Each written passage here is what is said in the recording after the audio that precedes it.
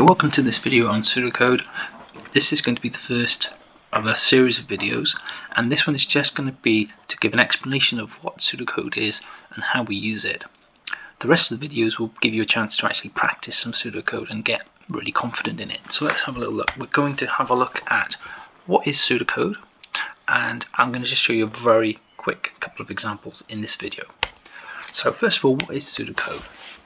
So pseudocode is used to help design a solution to a problem that's going to be represented in code.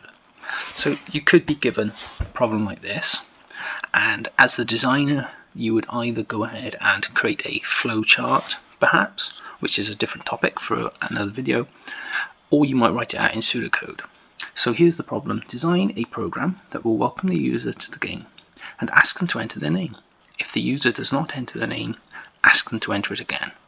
So the problem will always be written in a spoken language such as English or whatever other language that could be used, any other language.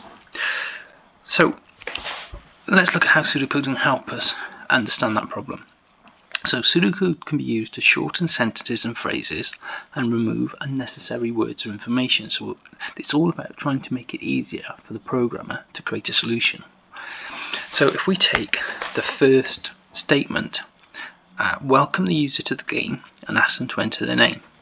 So we could represent that in pseudocode simply by writing output welcome, please enter your name, and then input name. So we've removed any unnecessary words from that sentence and we've made it a little bit shorter as well. So output welcome, please enter your name, that will display a message on the screen. Then input name, we need to take whatever they've typed and then assign that the variable name. Pseudocode can also be used to represent programming structures. So programming structures such as some form of iteration, so maybe a for next loop or a while loop or a repeat until loop, and also things like selection, so an if statement or a case statement. So if we take the next part of that problem, if the user does not enter their name, ask them to enter it again. So as the designer, you recognize that we need some form of selection here. We need to make a choice. So we'll use an if statement. So we could write that out something like that. If length of name is equal to 0, that means they haven't typed anything, then output name not entered, please retype, input name, end if. And you'll notice the thing with pseudocode is there aren't any real set rules to it, but you do need to be consistent. So I've used the output and input again. So I've kept that consistent. And you can clearly see we've got the right structure for an if statement. So the programmer would recognize that and then they could turn that into an if statement in whatever programming language they opted for.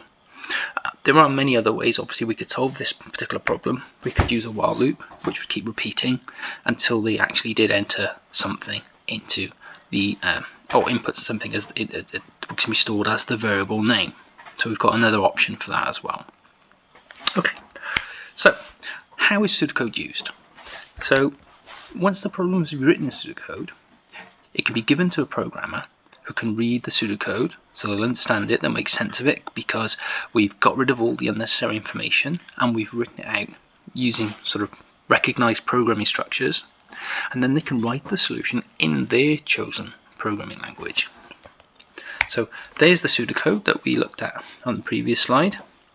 We could give that to a programmer in Python and they would recognize what needs to be done and come up with something like that.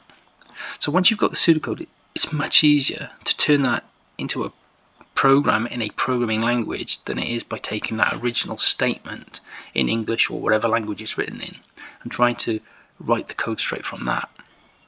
Okay, so thank you very much. I hope this has been helpful. So the rest of the videos in this series will give you an actual chance to practice some pseudocode. So thank you very much.